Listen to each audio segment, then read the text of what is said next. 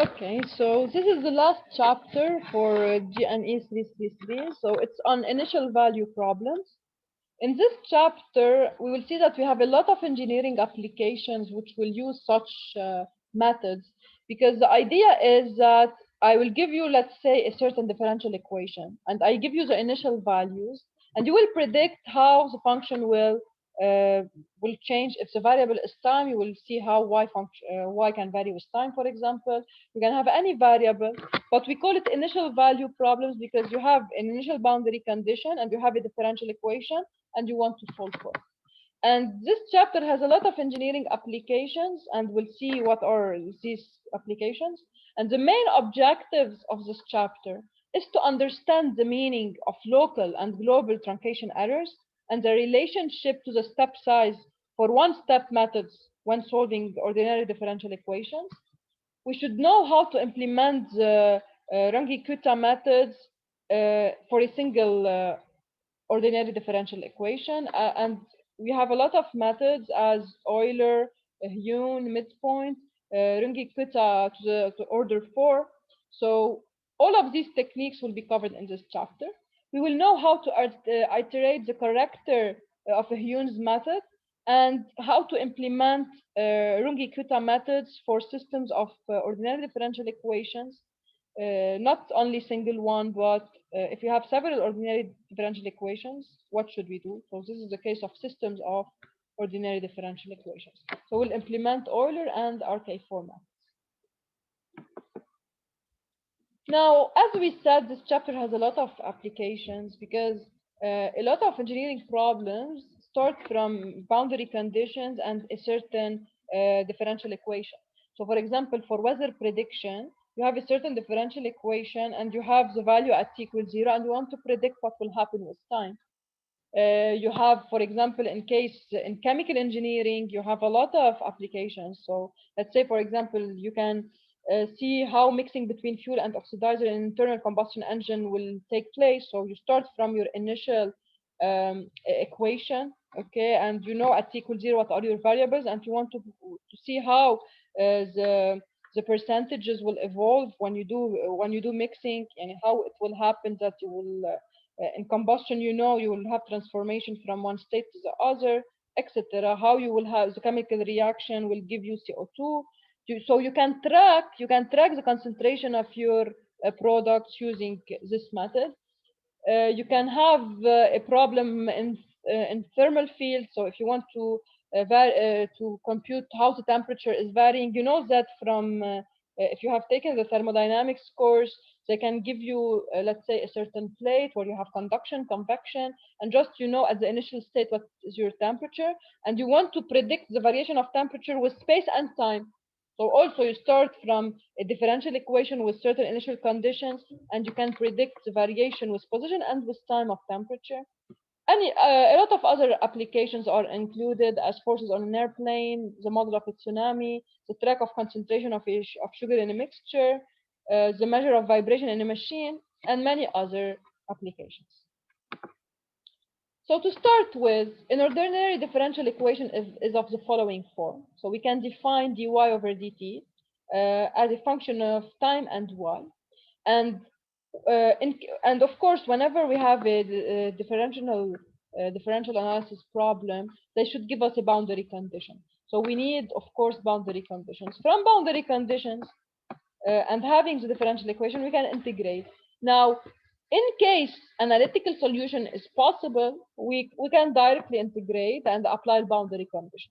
But in majority of cases, we will have very complex equations where or the mathematical solution is very difficult or it's not present. So we should go to another possibility of solution, which is a numerical solution. So we will move from the continuous domain to the discretized domain. And to do so, all we have to do is to replace this term, dy by dt, by delta y over delta t. And we have seen already that this term we can use several schemes to transform it. We can use the centered scheme, we can use the backward scheme, we can use the forward scheme. So if you remember, in the first chapter, we introduced Euler method, which consists on using the forward scheme and we wrote, instead of delta y over delta t, we wrote yi plus 1 minus yi over ti plus 1 minus ti. And then we considered that we have a certain time step, h, and we have seen how changing h can affect our solution, if you remember. So even h should be sometimes optimized to from one side to reduce the truncation error, and from the other side also we have the roundoff error. So always we can find an optimal value to for my system to work appropriately to get a good solution. Okay. So now in this chapter we will come up with different numerical techniques that will allow us to compute this term. So this is our slope. Okay, the slope can be determined in several ways. Okay, because you are working in an interval between I and I plus 1. So the question is, should I take just the slope at I, or just at I plus 1, or a combination of the two? So this is the whole idea. When you go from method to method, the difference will be in computation of phi that should be used in your approximation. Okay.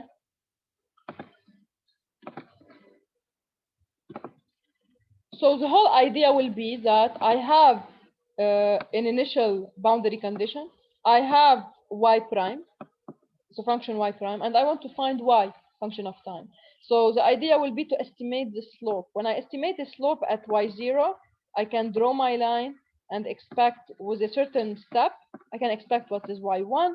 Then again, I repeat, I should compute phi from y1 and phi on the interval, on the new interval t1, t2, I get y2, and I will repeat this procedure to cover my whole interval.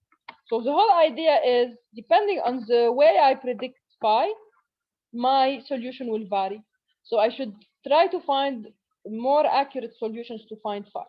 Euler technique will be the we will have much more accurate ways than Euler, because Euler will just consider that the slope will be equal at to the slope at this end of the interval, the beginning end of the interval, which is not good. Yeah. I can enhance a lot the prediction of Euler, which just considers that phi is equal to phi at this point. Okay, by taking combination sometimes of these two extreme points, or we'll see how we can take the midpoint, for example. All of these methods will be explained in this chapter.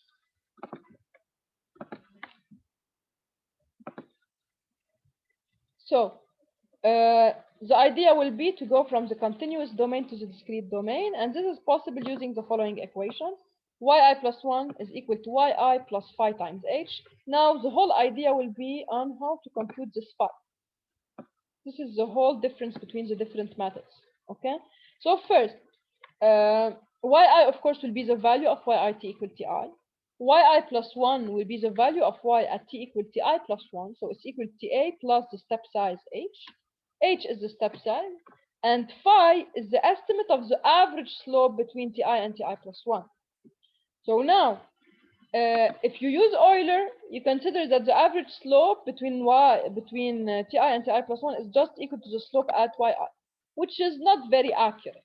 Okay, this is why we will come up with new techniques to have a better and better estimate of this slope. So to start with, the Euler دكتور method. Yes.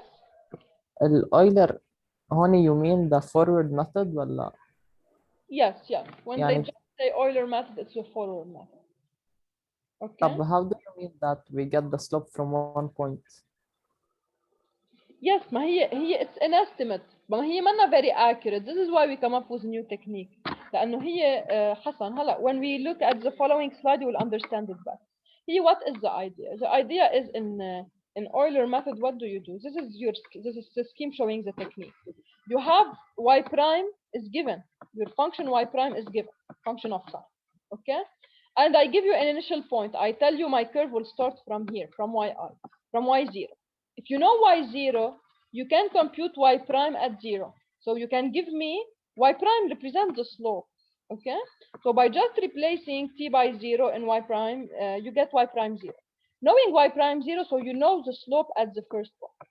But since you don't know the other point, you will consider that, because I don't know yet the other point, I will consider that the slope will be approximated by the slope at this point. And then using your equation, you can you do an estimate of y1. And here for any I, and you can proceed in a similar way for any ti. Knowing ti, yi at ti, you replace yi by its value in y prime. You get y prime at ti, and then you consider that this slope will be the slope in the interval ti plus 1. And doing so, knowing the step you are using, just you draw a straight line of slope phi at yi, and you can predict what is the next value of yi, which is yi plus 1. Okay? Now, this is not in a very accurate method. Why? Because if you phi exact is what? It's the slope of the line joining yi and yi plus 1. So if you compare the true solution to the Euler prediction, you will see that there is a large difference, because we considered that the slope between yi and yi plus 1 is just equal to the slope at yi, while in real case, it will be a certain mean between yi and yi plus 1.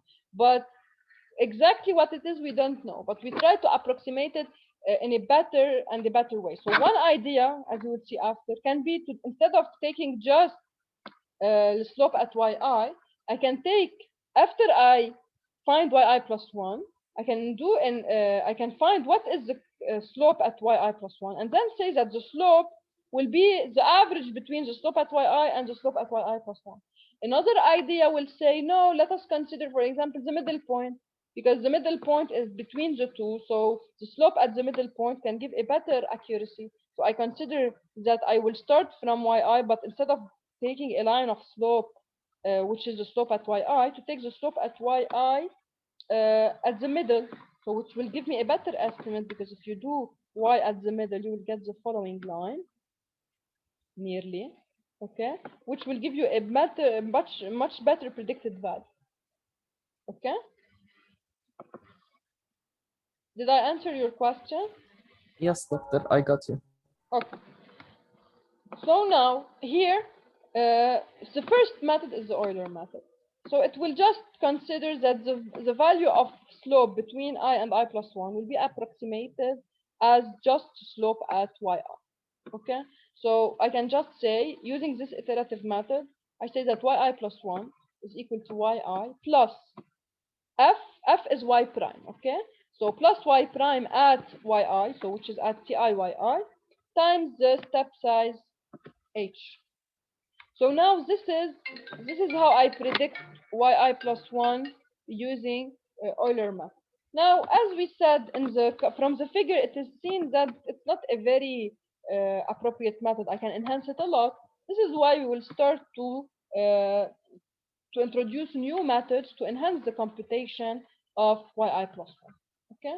Now, before doing this, let us do a small example on Euler method. So using Euler's method to integrate the following function. The function is y prime equals to 4 exponential 0.8t minus 0.5y. And you want to integrate this function from t equals 0 to t equals 4 using a step size of 1. And using an initial condition yt0 as 2. Now they gave us the exact solution to compare with. Okay, so to start with, I will use the Euler formulation, which is yi plus 1 is equal to yi plus phi ih. Now, I know the value y0. So to get y0 is given, it's 2. Okay, so from y0, which take place at t equals 0, I can find what is y prime 0. And now from here, I can start my first iteration by saying that y1 is equal to y0 plus y prime at point 0 times h. Okay, so by replacing y0 by 2 and by replacing y prime 0 by the value I got here, and h is equal to 1, I can get y1. And y1, okay, is at which time all I have to do is to use the step size. So y1 corresponds to t equals to t0 plus h. Okay, and t0 is 0. So it's equal to 0 plus 1 equals 2. Now, once I computed the value of y1, I am ready to proceed for the next iteration. And now I should, once I get y1, I should find what is y prime at y1. So y prime 1 will be equal to 4 exponential 0.81 minus 0.5 y1. y1 is the value I predicted now, and t1 is 1 second because 1 second because t0 is 0 and the step size is 1. So, and I will repeat the same way until reaching t equal 4. Okay. So as you can see here, first I use the initial conditions t0 equals 0, y0 equal 2, and I start to iterate. Okay. At I equals 0, which corresponds to t0, I just evaluate the values of phi. I find the value of phi by just replacing t0 and y0 by their values. And now I can compute the value of y1. Once I have y1, I can move now to the next step to compute phi at phi 1 and replace into Euler formulation to compute y2. And I will repeat doing this until reaching my final point, which corresponds to t equals to 4. Okay, so in this way I can compute y4 at the end, and I can compare the exact solution and the numerical solution graphically.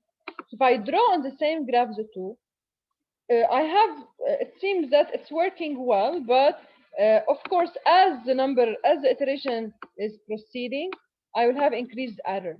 Why? Because error will accumulate. So higher the number of iteration, higher will be the total error. This is why here we can define two types of errors, global and local. A local error is defined as the error resulting from two consecutive iterations. Okay, so already here you have a certain error at iteration 1. At iteration 2, you will have an error that is larger than 1. So you can find that the local error here is equal to the total error minus the error which was involved here. This is why we say that the local error is due to the error from step to step, while the global error is due to the accumulation of all errors involved. Okay. So from here, we can say that we have in general two types of error. اوكي وهول التو types of error بيكونوا داخلين بالlocal والglobal. يعني error is due to round off error, which is due to finite machine precision, and due to truncation error due to the method used. Okay. Now in truncation error, this truncation error can be divided into two parts: local truncation error resulting from a single step, and global truncation error resulting from accumulated local truncation errors. So whenever you do from one step to one step, already you will involve a local truncation error.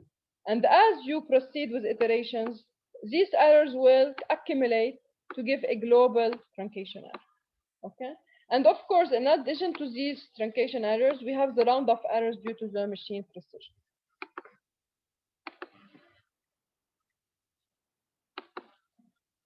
Now, if you recall from previous chapters, truncation error will take place from truncating the Taylor series expansion.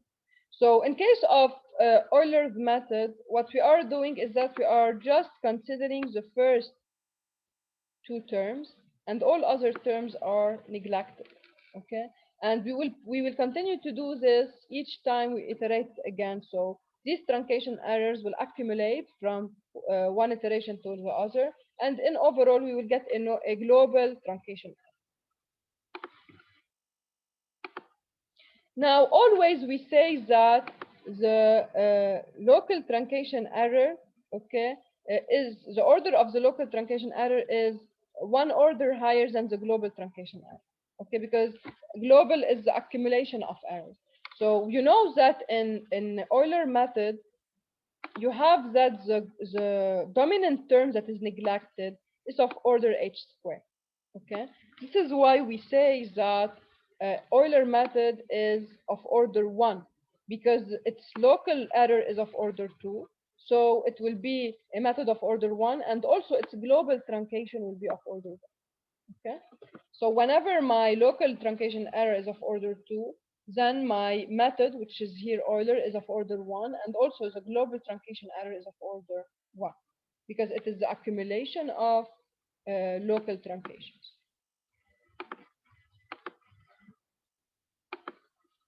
Now, we will see that Euler's method stability will depend on the step size you use.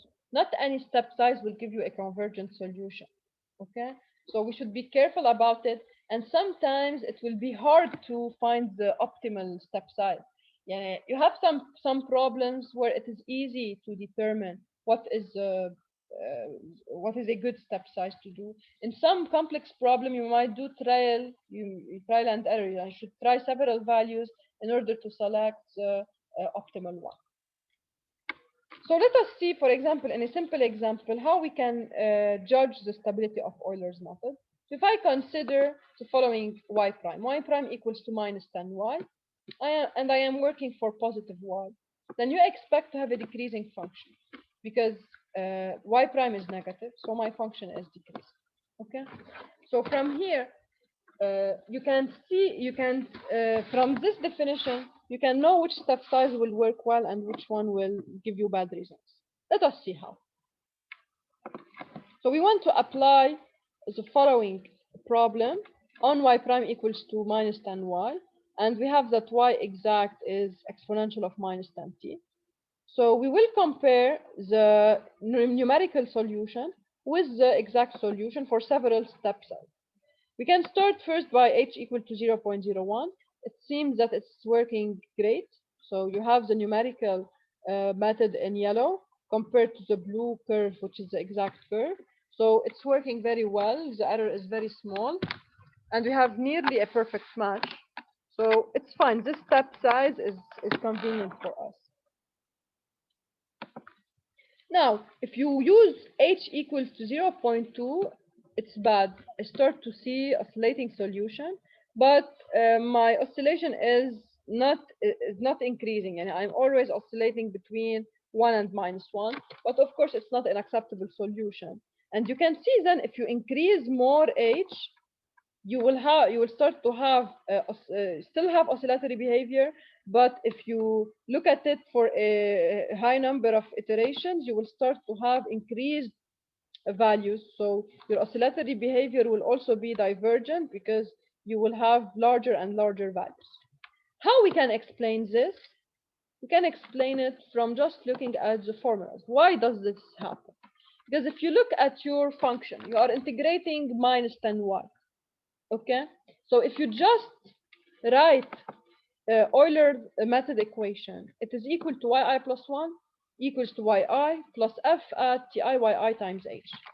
And here you have that y prime is minus 10y, so you can replace f tiyi by minus 10y, and then you can write that yi plus 1 is equal to yi times 1 minus 10h. Okay, and to have a decreasing behavior, this number should be smaller than 1. It cannot be larger than 1 because you expect to have a decreasing behavior. So the step size you should use should give the decreasing behavior. If it's giving you an increasing behavior or an oscillatory behavior, then it will not give you the exact solution. It will go far from the exact solution, so you will have a divergent solution. So here, to be able to have this term, of course, h is positive. So already h will have positive values. So it will start from 0 and we can increase it. But we should not increase it beyond a stage 2 in order to not get a value here that is larger than 1. Okay, so it's not larger than 1, and it should not be also, it should also be higher than minus 1. Because if you don't have this, you will multiply yi by a number larger than 1, which will give you larger values for yi than yi plus 1. Okay, and you can try this. So for example, if you consider that h is equal to 0.3, you will get the following. If you replace here, you will get that yi plus 1 is equal to minus 2 yi. So what will happen then? So since here the magnitude is larger than 1, you will diverge from your solution. You will get y1 equal to minus 2, then y2 equal to plus 4, then y3 equal to minus 8, and this will give you the oscillatory behavior that you have, which is not good. Okay, not only oscillatory behavior, but also sometimes you can have oscillatory behavior, but it will be dampened after. But if you have an oscillatory behavior and at the same time the values are getting farther and farther from your solution, you will never end up with a convergent solution. So here's the criterion for convergence. Okay, is to have your 1 minus 10h. Okay, should be larger than minus 1. It should not be smaller than minus 1, because if it's smaller than minus 1, then you will get the following. You will have an oscillatory behavior that is going farther and farther from your exact solution. So here, in this example, we can say that Euler's method will be conditionally stable if h is smaller than 0. If not, I will expect a divergent solution. And I can see this from the graphs we have done together. Okay, because we have selected several values of h, and we have seen that after, for values higher than 0.2, we have large oscillation. Okay, so we should be careful in the selection of the step size. Now we will start to introduce methods, okay, that will allow us to enhance the accuracy of prediction of the slope. Okay, so we said first that Euler is not very efficient. Why to not come up with new methods to enhance the accuracy? One of these methods is a Heun's method. Heun's method consists of combining the slope of these 2 points, the ends of the interval, ti and ti plus 1, instead of just taking the slope at ti. Okay, so the Euler method just considers that I compute the slope at ti, and I consider that this is the slope between ti and ti plus 1, and I get yi plus 1 from Euler formulation. While Heun's method will say no, I will correct this value. So the first value I will get for yi plus 1 will be by using Euler's method. But once I get it, I will do several corrections. How to correct? I say instead of taking now the slope at this point here, instead of taking the slope at ti, I will take it as the average between slope at ti and slope at ti plus 1 yi plus 1.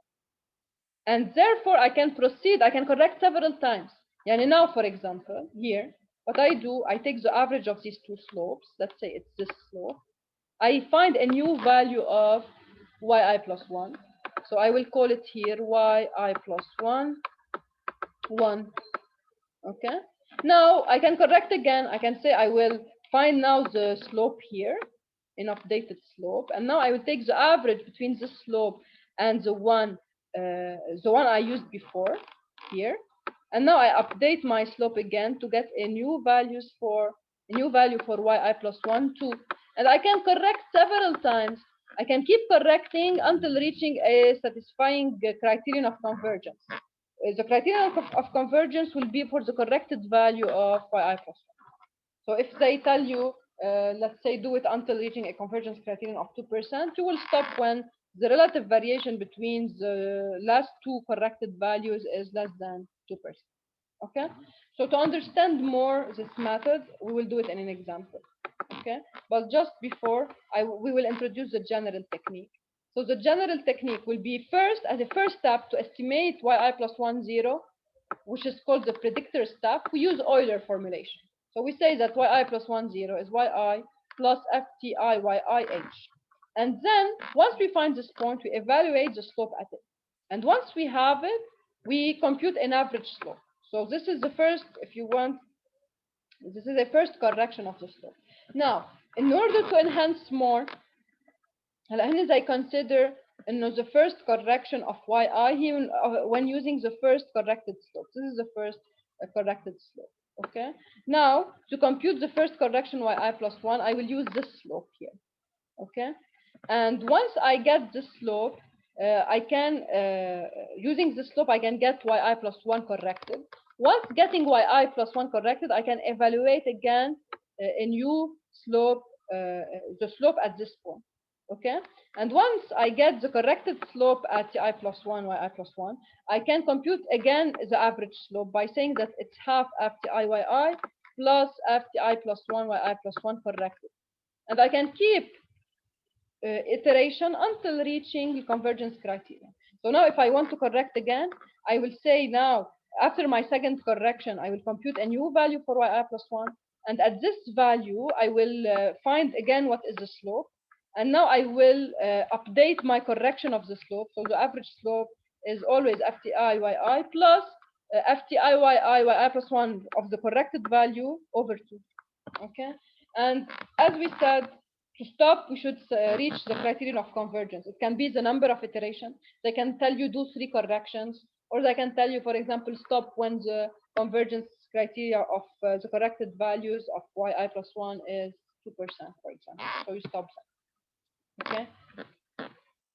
So let us do this in an example. So again, always here we need a stopping criterion, and it can be of 2 types, or they give us a certain relative approximate error to stop at, or to stop after a certain number of iterations.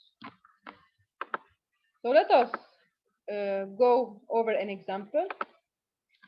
We will solve the same problem, but now using a Hewens method. So in this way, you can compare the different methods.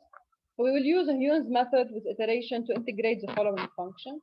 We have y prime equals to 4 exponential 0.80 minus 0.5y. Again, they gave us the initial conditions, and we want to integrate from t0 to t4. So it's exactly the same problem. And we will employ a stopping criterion of 2% to terminate corrector iterations. So again, here, the first step to do is to use Euler. Okay, so first we use Euler method to compute the first value of y1. We call it y10, the predictor step. Okay, even we don't consider it, it's not the first correction, of course. No, it's just y we obtain with Euler. Now we will start to correct. Okay, once we get y10, we say let us estimate the value of phi at this y10. So and once we estimate the value of phi at y10, which is ft1 y10, because you have f is y prime. Okay, so when you get y, you can predict the value of y prime at t1 y10. And once you have it, you can compute the average value of phi, and your estimation of phi is as the average of f t0 y0 and t1 y10. Now, if you want to know, of course, here we should proceed. Why? Because this is we are just we didn't do yet any correction. If you want, بعد ما صار عندنا y11 to be able to calculate a relative error, approximate error, بدنا نعمل comparison لل y1. يعني لل y11 مع y12 بيرجع لل y12 مع y13. يعني you should compare corrected values. So here بعد ما بلشنا نعمل corrections, this is the first correction we are doing. The first correction is y0 plus phi اللي جبناها كaverage times h. So we can get the first value of y11. Okay. Now after getting it, you replace into your expression of ftf. يعني now you compute what is ft1 y1. How to do this? It's very simple. You go back to your problem. What is y prime? Y prime is 4 exponential 0.8t minus 0.5 y prime. Now you are working at, you want to determine what is y prime at t1, y1. Okay? And you start with y1. You are using now what is the value of y1, the corrected value of y1, y11.